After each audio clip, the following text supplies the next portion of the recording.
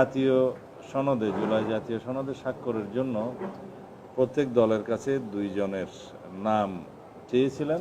আমরা আমাদের দলের পক্ষ থেকে 2 জনের নাম প্রেরণ করেছি পত্রযুগে। মাননীয় প্রধান উপদেষ্টা অংশগ্রহণ করেছিলেন। উনি জাতীয় ঐক্যমত্য কমিশনের সভাপতি হিসাবে। আমরা 3 জন বক্তব্য দিয়েছি। আইনমন্ত্রী আইন উপদেষ্টা বক্তব্য দিয়েছেন, মাননীয় প্রধান উপদেষ্টা বক্তব্য রেখেছেন। তার আগে প্রারম্ভিক বক্তব্য প্রফেসর আলী রিয়াজ সাহেব দিয়েছেন। জাতীয় ঐক্যমত্য কমিশনের নেতৃত্বে সকল রাজনৈতিক দল আলোচনা করে যে সমস্ত বিষয়ে ঐক্যমত্যে এসছে, তার ভিত্তিতে জুলাই জাতীয় সনদ প্রণীত হয়েছে, কিন্তু এখনো পর্যন্ত সেটা চূড়ান্ত রূপ পায়নি। কিছু কিছু কারেকশন আছে, সেটা আমাদের পক্ষ থেকে আমাদেরটা আমরা জানাবো, তবে সেটা মেজর কিছু নয়। আলোচনার বাইরে কিছু কিছু বিষয়ে সনদ অন্তর্ভুক্ত হয়েছিল বিদায় সেই বিষয়ে আমরা দৃষ্টি আকর্ষণ করেছি। সেই সনদের খসড়া আমাদের কাছে আছে, সেটা আমরা জমা দেব। কিছু কিছু কারেকশন আছে, অবজারভেশন আছে, সেগুলো সহ। ইতিমধ্যে জাতীয় সনদে জুলাই জাতীয় সনদে স্বাক্ষরের জন্য প্রত্যেক দলের কাছে 2 জনের নাম চেয়েছিলেন। আমরা আমাদের দলের পক্ষ থেকে 2 জনের নাম প্রেরণ করেছি পত্রযুগে, সেটা আরও 2 দিন আগে। অন্যান্য দলের পক্ষ থেকেও নিশ্চয়ই ইতিমধ্যে দেয়া হয়েছে, কেউ কেউ হয়তো এখনো দেয়নি, হতে পারে। আমরা জুলাই জাতীয় সনদে স্বাক্ষরের জন্য প্রস্তুত। আমরা আগেও আমাদের সেই অবস্থানটা ব্যক্ত করেছি। আর অঙ্গীকারনামার একটা পৃষ্ঠা তার সাথে সংযুক্ত আছে জুলাই জাতীয় সনদের সাথে। তবে সেই জুলাই জাতীয় সনদের অংশ হবে কিনা অঙ্গীকারনামা, সেটা আমরা এখনো জানি না। সে অঙ্গীকারনামার বিষয়েও কিছু অবজারভেশন আমাদের আছে, সেটা আমরা জানাবো। তবে আমরা আশা করি সকল রাজনৈতিক দল যা কিছু আমরা আলোচনার মাধ্যমে ঐক্যমত্যে পৌঁছাতে পেরেছি, যেটা সনদ অন্তর্ভুক্ত হবে এবং সেই সনদ স্বাক্ষরিত হয়ে বাস্তবায়নের বিষয়ে আমরা আশাবাদী। এবং এই বিষয়ে আমরা আমাদের পরামর্শগুলো দিয়েছি কিভাবে এটা বাস্তবায়ন করা যায়। বিভিন্ন রাজনৈতিক দল তাদের পরামর্শ দিয়েছে। বিগত দিনের আলোচনায় যে সমস্ত পন্থা বিভিন্ন রাজনৈতিক দলের পক্ষ থেকে উত্থাপন করা হয়েছে, তার পরিপ্রেক্ষিতে আমাদের জবাব আমরা দিয়েছি, সেটা আপনারা নিশ্চয়ই দেখেছেন, সেটা মিডিয়াতে আছে বিস্তারিত। এর বাইরেও আমরা প্রস্তাব রেখেছি, যদি আরও কোনো আইনানুগ পন্থা, বৈধ এবং সাংবিধানিক পন্থা খুঁজে বের করা যায়, তাহলে আমরা সেটাও মেনে নেব। কিন্তু আমরা এমন কোনো খারাপ নজির স্থাপন করতে চাই না যেটার মধ্য দিয়ে সংবিধানের সংশোধনী আনয়নের জন্য কোনো এক্সট্রা কনস্টিটিউশনাল অর্ডার বা স্পেশাল কনস্টিটিউশনাল অর্ডার বা প্রোক্লেমেশনের মধ্য দিয়ে আইনি পন্থার বাইরে সংবিধান সংশোধনের পরিবর্তনের কোনো নজির সৃষ্টি হোক, সেটা আমরা চাই না।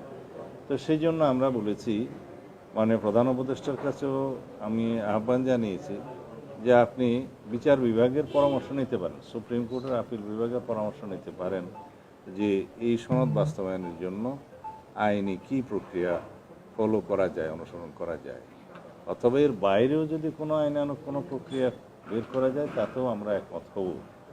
কিন্তু যেই জুলাই সনদটাকে আমরা জাতীয় ঐক্যমত্যের ভিত্তিতে প্রণয়ন করছি, এটা একটা জাতীয় গুরুত্বপূর্ণ দলিল, রাজনৈতিক দলিল এবং সাংবিধানিক দলিল।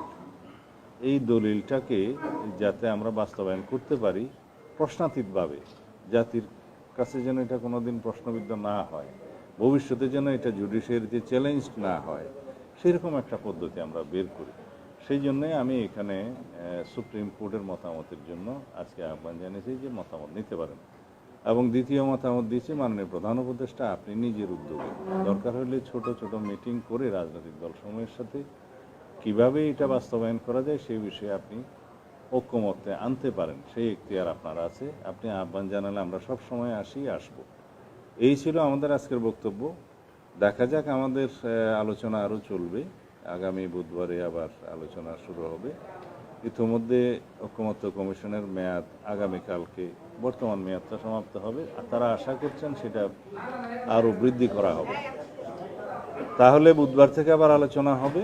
আমরা চাই আলোচনার টেবিলে সব কিছু নিষ্পত্তি হোক, এবং আমরা জোর দিয়ে বলেছি যে আগামী ফেব্রুয়ারির প্রথমার্ধে অবশ্যই নির্বাচন অনুষ্ঠান হতে হবে, এটার কোনো বিকল্প নাই।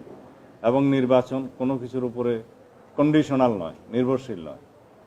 সংস্কার এবং বিচার, নির্বাচন, এটা পরস্পর একটা মিউচুয়ালি ইন্টারডিপেন্ডেন্ট কোনো বিষয় নয়। নির্বাচন হতেই হবে, সংস্কার চালু থাকবে, বিচার কার্যক্রম অব্যাহত থাকবে। এগুলো কোনোটার উপর কোনোটা নির্ভরশীল নয়। তো সুতরাং নির্বাচন অনুষ্ঠানের বিষয়ে এই জাতিতে যে ঐক্য সৃষ্টি হয়েছে, নির্বাচনের টাইম লাইন ঘোষণা করা হয়েছে, নির্বাচন কমিশন প্রস্তুতি প্রায় সম্পন্ন করেছে। সুতরাং আমাদের যে দীর্ঘদিনের সংগ্রাম, ভোটাধিকার প্রয়োগের যে আন্দোলন, যার জন্য আমরা রক্ত দিয়েছি, শহীদ হয়েছি, সেই ভোটাধিকার প্রয়োগের মধ্য দিয়ে একটি প্রকৃত গণতান্ত্রিক রাজনৈতিক সরকার প্রতিষ্ঠা হবে, সংসদ প্রতিষ্ঠা হবে। তার মধ্য দিয়ে আমাদের সমস্ত গণতান্ত্রিক অধিকারগুলো আমরা বাস্তবায়ন করবো ইনশাআল্লাহ। ধন্যবাদ।